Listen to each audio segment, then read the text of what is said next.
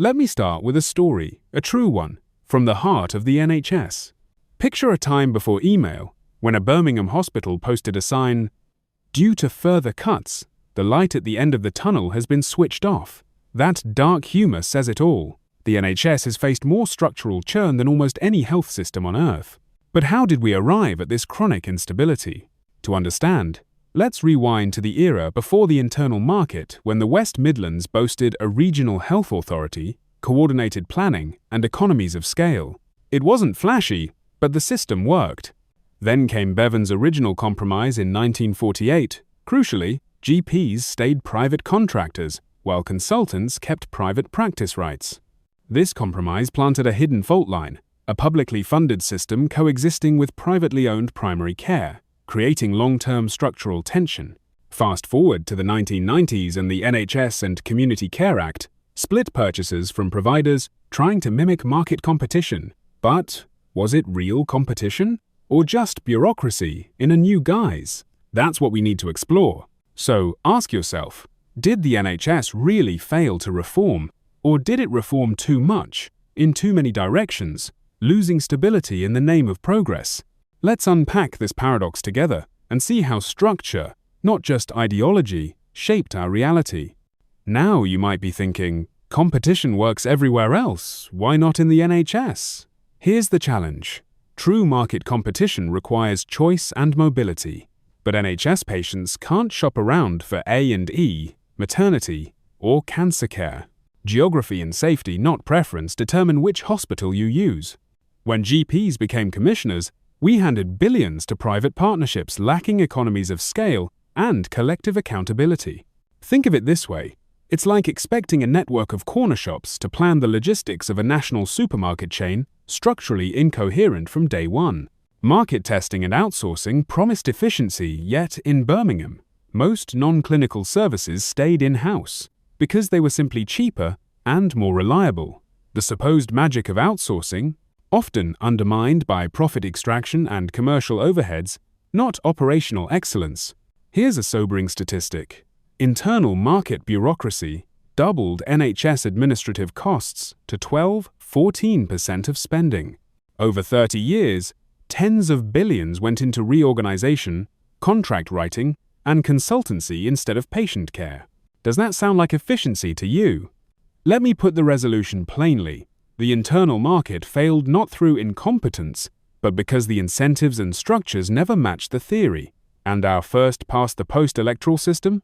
It's a reform accelerator, rewarding dramatic redesigns over steady improvement.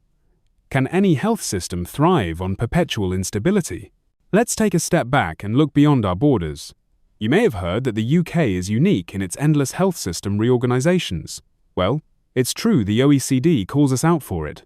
Other countries? They barely tinker with structure, preferring consistency over chaos.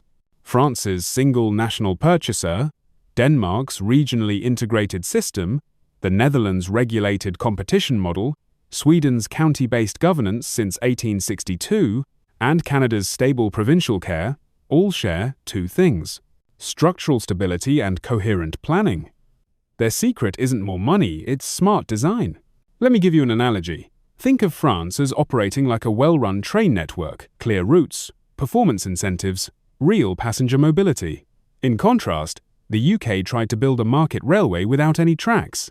Rhetorically, I'd ask, if competition requires real choice, why did the UK build the trappings but none of the conditions? Other high-performing systems prove that not-for-profit providers, regional coordination, and outcome metrics consistently outperform fragmented experiments. What's the resolution? The UK doesn't need to reinvent the wheel. It needs to adopt principles that work elsewhere: coordination over fragmentation, stable governance, and a focus on actual outcomes, not perpetual structural jazz hands. Let's imagine for once a 30-year NHS plan, not another 5-year fix. What would a modern, non-fragmented NHS look like if we stopped playing political football and started engineering for the long haul? First, a clear regional structure, 35 regional care authorities, each with real accountability and statutory protection. Think of them as the scaffolding that holds the whole system together, insulated from ministerial whims and designed to last. Next, Abolish the purchaser-provider split. Fund provider networks directly through population-based budgets. No more internal contracts, no more billing bureaucracy, just planning based on need, with transparent performance metrics.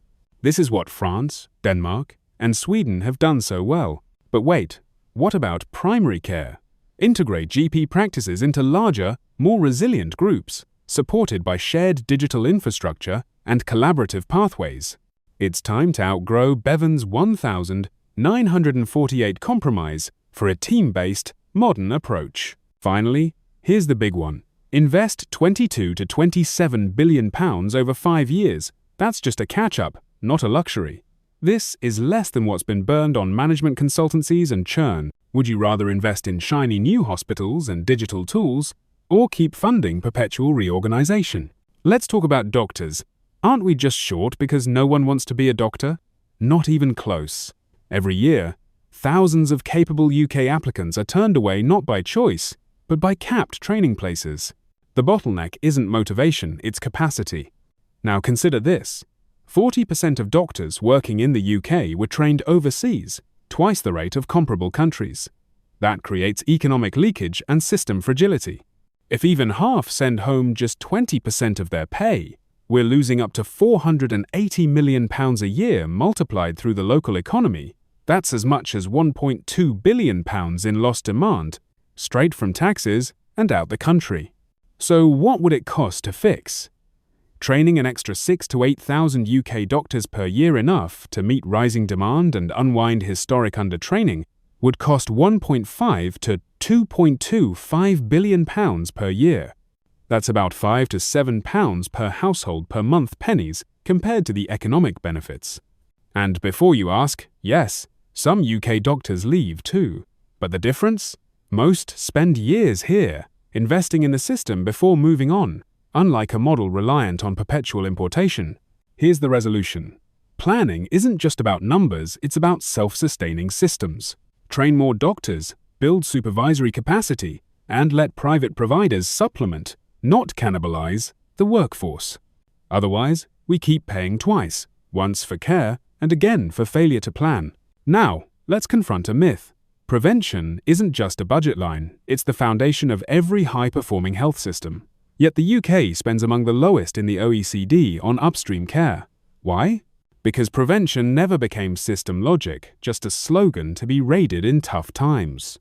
Imagine if every regional care authority embedded prevention mandates, funding community nursing, rehabilitation, early diagnostics, and linking financial incentives to long-term outcomes, not to short-term pressures.